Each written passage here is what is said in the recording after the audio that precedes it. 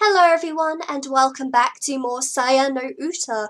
So in the last video we finally met Saya and there was some naughty time that went on as well.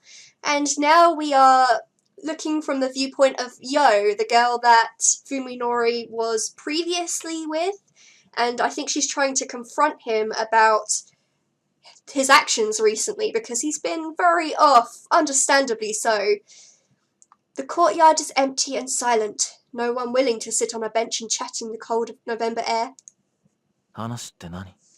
So, what is it? Damn, he looks really angry. Don't you remember? Yo almost blurts out, but she manages to keep herself from being so blunt. Sakisaka-san, 最近ちょっと様子が変です。見てて心配になります。 Sakisaka-san, you've been acting strange recently. I'm worried about you. そうかもね。まあ、あんな目にあった後だから。 Maybe you're right. A lot's happened after all. He smiles like it's nothing, but even that seems stiff and forced. He's even standing precisely one pace farther away than he used to while talking to her. Well, she's a bit weird if she actually remembers exactly how far away he used to stand. That's a bit obsessive. それだけなんですか? Is that really all? 君にはそれだけじゃないように見えるのかい? Do you think there's something more? Yo manages to keep from flinching at the hardness in his voice. 何か我慢してるみたいに見えます。 I mean, I know I said this before, but I do feel really bad for his friends because he's really kind of hostile towards them and they don't have any idea why. The least he could do is kind of act as if, you know, he's still nice to them, but, you know, it must be really hard for, especially for Yo, I guess. It's like you're struggling with something. Rather than answer, Sakisaka grinds his toe into the dead grass at his feet. Fearing that her determination might flag, Yo lets the words come as they may. どうしようもないものを無理して壊れそうになるほど頑張って我慢してるみたいに。 It's like you're trying to bear some unimaginable weight, but the struggle is breaking you. 今のSakisakaさんはそう見えます。 That's how you look to me. そうかい。 Oh really? Fuminori mutters through clenched teeth, no longer even trying to deny it or change the topic. This brush-off is an even clearer signal of rejection than his earlier evasiveness. But Yo's determination is strong. Today at least, she won't back down. 友達ってこんな時のためにいると思うんです。 It's times like these, she implores, trying to convey the sincerity of her feelings for him, that you need your friends. ご家族のことは本当に残念だったと思います。 So I guess this is what Yo actually looks like to him, which is unfortunate. I really feel bad about what happened to your family. でもSakisakaさんは一人ぼっちじゃありません。友くんやオミちゃんやそれに。 Is it weird that I still think her voice is quite cute, even though it's really weirdly distorted? But you're not alone. You have Tono-kun and Omi-chan and... 私が来ます。 You have me.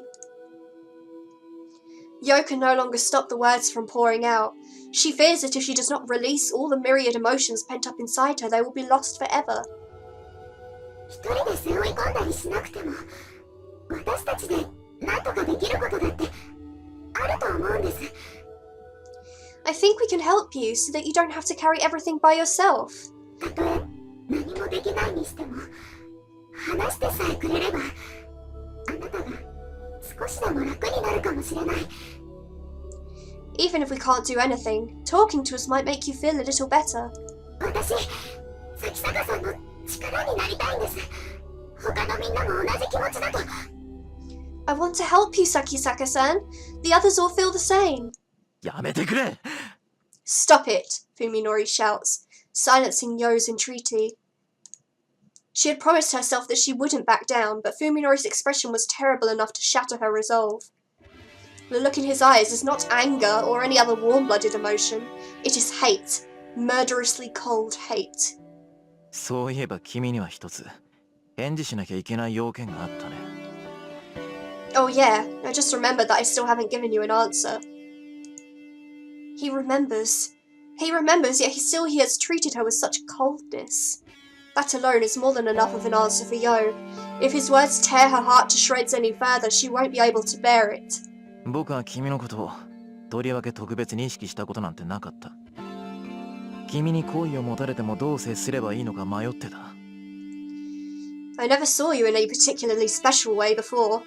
When you expressed your feelings for me, I wasn't sure how to respond. 僕が君のことどう思ってるのか正直な気持ちが自分でもわからなかったから。I didn't know how I really felt about you after all. Sakisaka-san. でもね、今ではもうはっきりと答えが出てる。あれから考える時間だけはたっぷりとあったからね。But now I can give you a clear answer. I've had plenty of time to think it over, you know. 筑波さん、僕はあんたのことが大嫌いだ。顔も見たくない。Tsukuba-san, I hate you. I don't even want to look at you. I mustn't cry, Yo tells herself, but too late to stop the tears pouring from her eyes. もう二度と会いたくないっていうのは無理だね。同じ学校に通ってるんだし。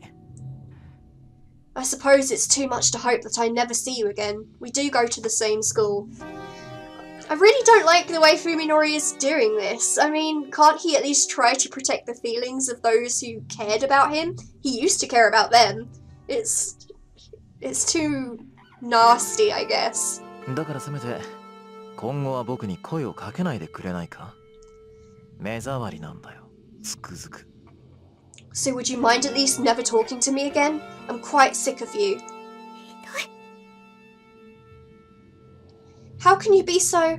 Yo inadvertently whispers, to which Fuminori twists his lips into a horrible, cruel smile.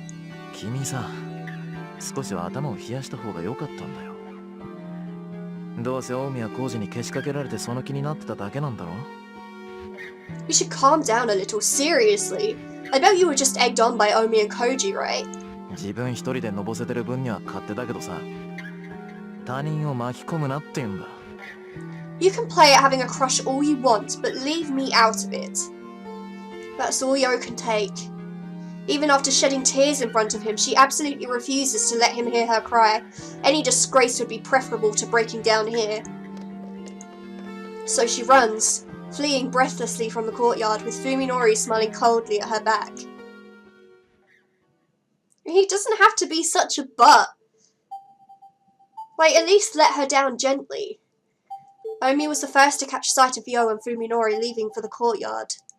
Reluctant to interrupt them, but still unwilling to leave them alone, Koji and Omi ended up watching the whole thing from the shadows. That asshole. Throughout the exchange, Omi was clearly itching to jump out and punch Fuminori in the face. Knowing her temper, Koji kept firm hold of her sleeve until the end. If he hadn't, she might very well have done it. Fuminori leaves after Yo, his every step seeming to take an act of willpower. Koji sighs heavily into the once more empty courtyard, but the bitter taste in his throat won't go away. どうしちまったんだかな、あいつは。What's wrong with him? Even for Koji, Fuminori's treatment of Yo is unforgivable. However, the first thing that he feels is confusion. Koji and Fuminori are old friends, having known each other since before college. As far as Koji knows, Fuminori has never been so cruel before. There's no question that the accident changed him. ねえ、コージ。このまま放っておくつもり？ Koji, are you just going to let this go? 放っておきたくないにしたって、俺たちに何ができる？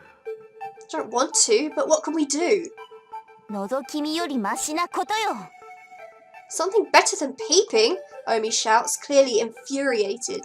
私、先坂君に一言言ってやらなきゃ気が済まないわ。I won't be satisfied until I give him a piece of my mind. それで筑波の気が晴れるってもんでもないだろうに。That won't make Tsukuba feel better. だったら私の気だけでも晴らすわよ。But it will at least make me feel better. Yo and Omi are best friends, just like Koji and Fuminori, and it was the relationship between Koji and Omi that brought Fuminori and Yo together. Just as it is natural for Omi to be worried about her friend, it is also natural for her to be angry with Fuminori. 私、咲坂くんと2人だけで話してみたいわ。コウジはついてこなくてもいいから。I'm going to talk to Sakisaka-kun myself. You don't have to come. 本気かよ。You serious? その代わり、ヨウのことを見ていてあげて。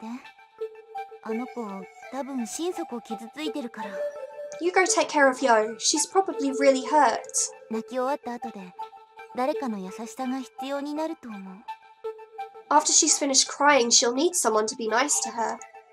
なあ、それって俺とお前の役回りが逆じゃないのか？ Wait, shouldn't we switch jobs? 私みたいな性格だとね、慰め役は無理。励ますつもりで余計に傷跡広げちゃうのがオチなのよ。You know my personality. If I try to comfort her, I'll just end up making it a lot worse. なるほど。納得いった。Yeah, you have a point.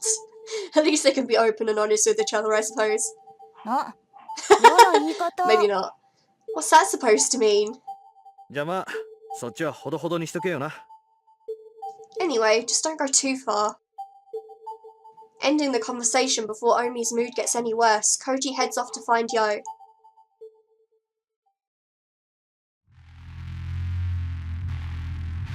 I feel awful, miserable, but also refreshed. I finally crossed the line.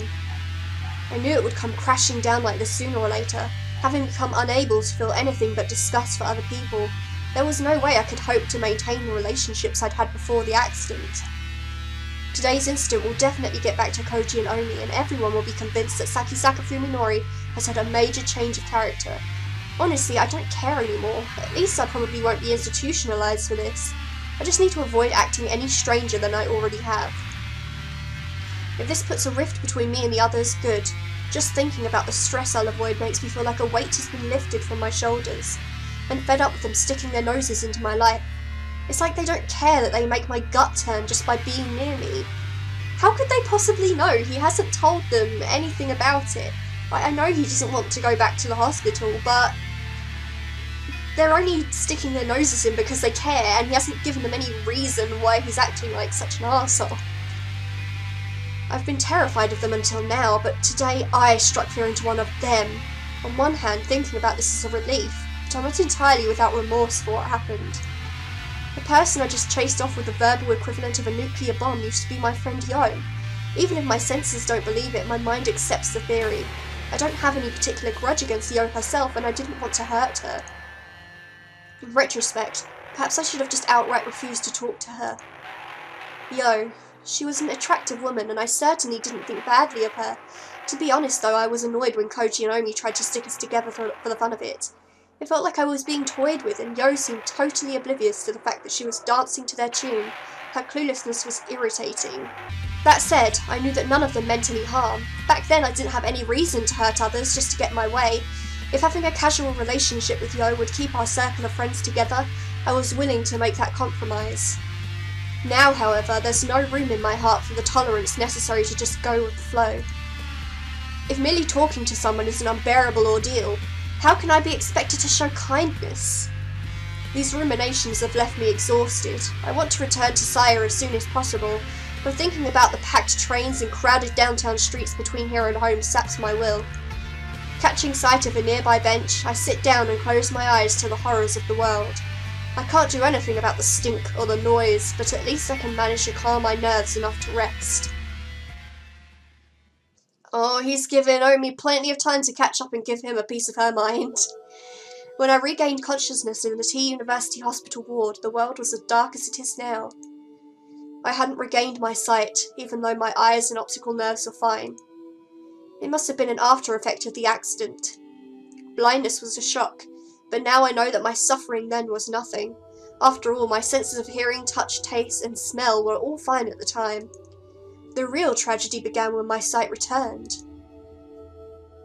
The one small mercy was that I was able to come to terms with the terrible accident and my neurosurgery whilst still blind.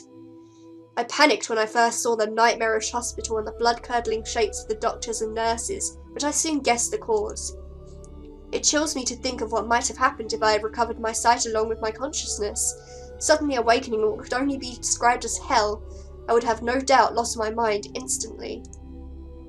Soon my disorder spread to the senses of touch, taste, and smell. In the human sensory structure, sight is far more powerful than any of the other senses. The taste of my food, the feel of my bedsheets, the fragrance of my get-well flowers, all became as unbearably foul as my eyes said they should be. Eventually, when even the voices of the doctors became unrecognizable as human, I decided to kill myself. I didn't believe for a second that I would come to terms with this new world. At least not until I met Saya. One night, when I was trying to think of a painless way to die, I found myself succumbing to sleep. Drifting between the nightmares in my dreams and the nightmare of reality, I didn't notice her enter my room. Suddenly, there was a face staring curiously down at me from next to my bed. The face was not covered in pus, slime, or earthworm-like feelers.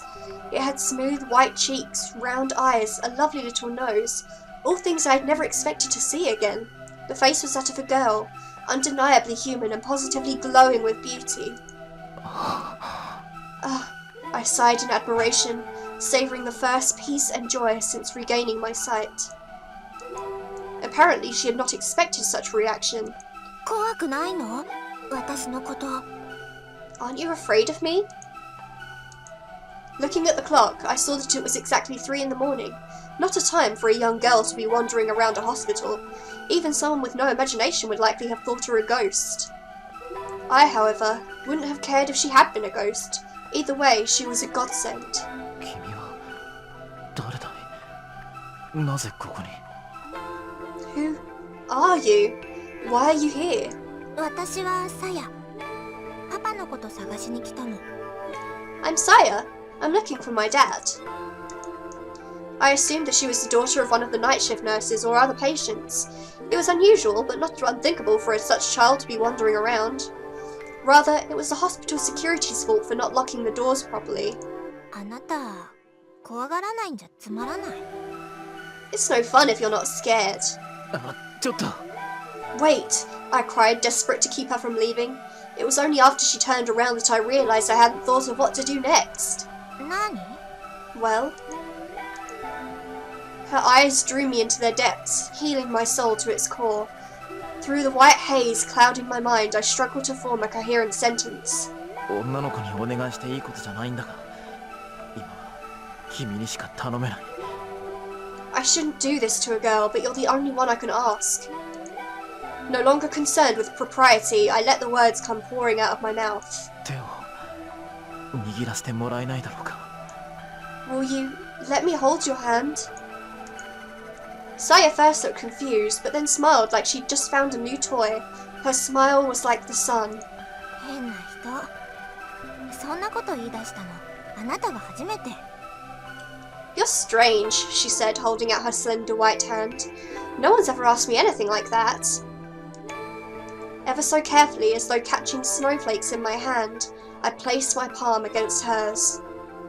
I could clearly feel her human warmth and the softness of her delicate fingers.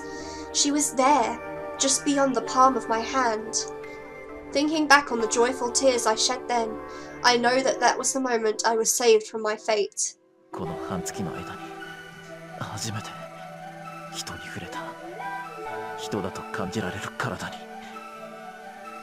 This is the first time in half a month that I've touched someone and felt them as human. は？他の人じゃダメなんだ。僕事故に遭ってその後遺症らしいんだけど、人が人の姿に見えないんだよ。 I can't touch anyone else. I was in an accident and it's an after effect. I can't see people as human. 本当に不思議な人。 How mysterious. あなたって面白い。明日の夜もまた来てい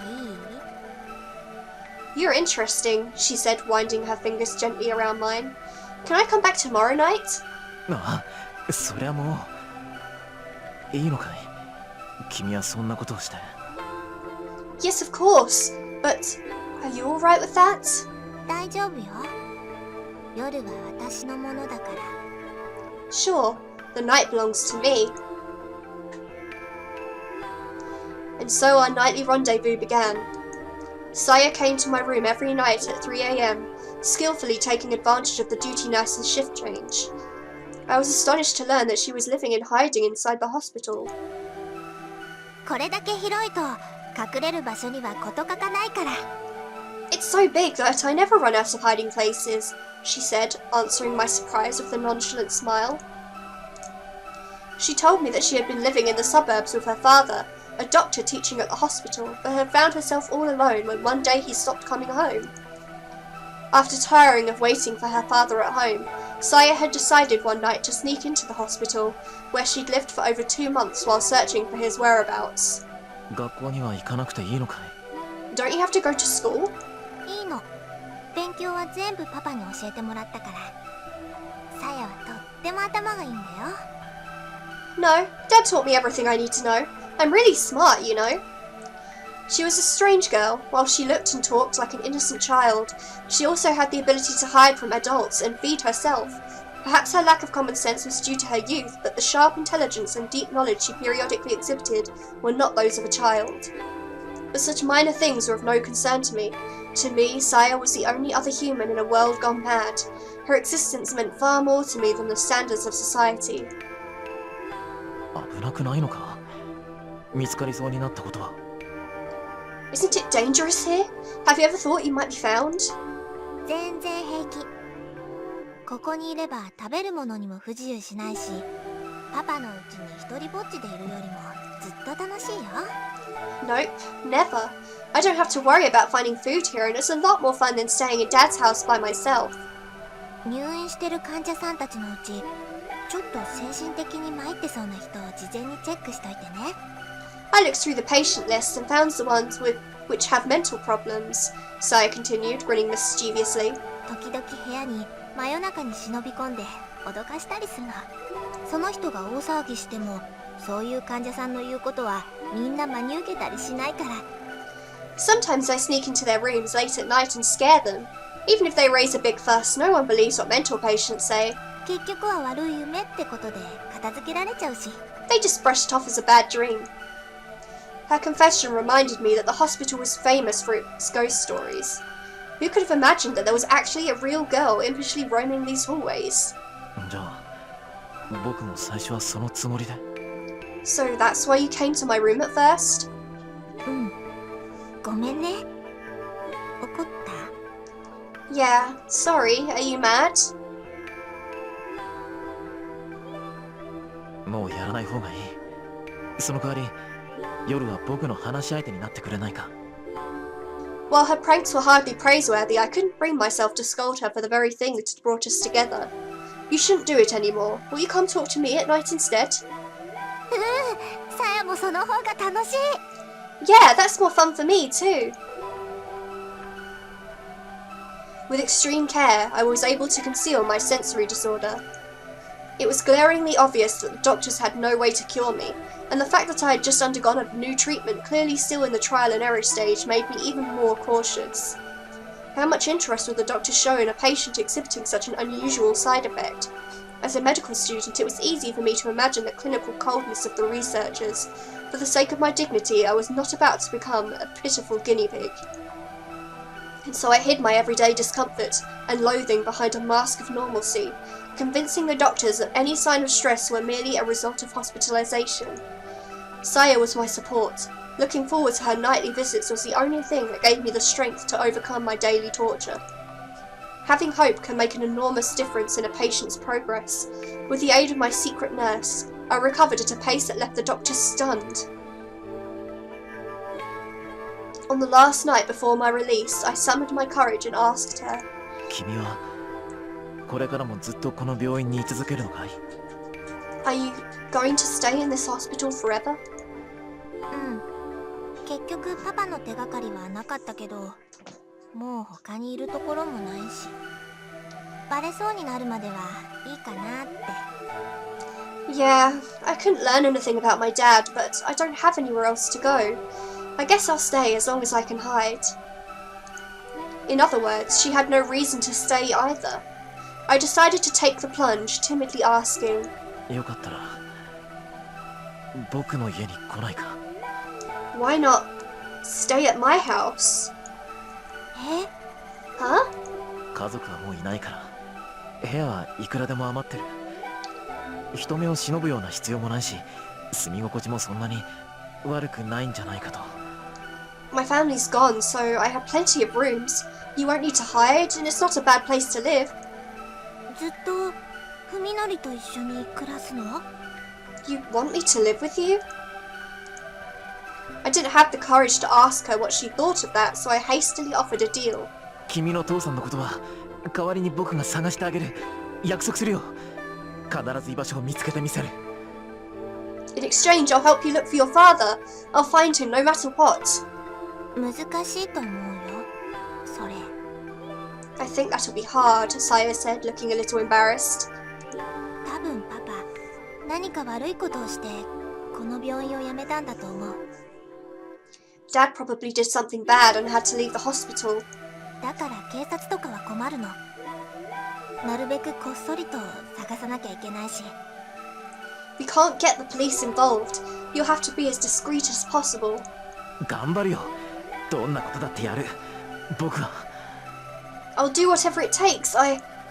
Unable to control myself, I finally spoke the truth. さやと離れたくないんだ I don't want to be apart from you. At first she looked bewildered, but after considering it, she said, 少しだけ考えさせて。 Give me a little time to think. That said, she left my room earlier than usual.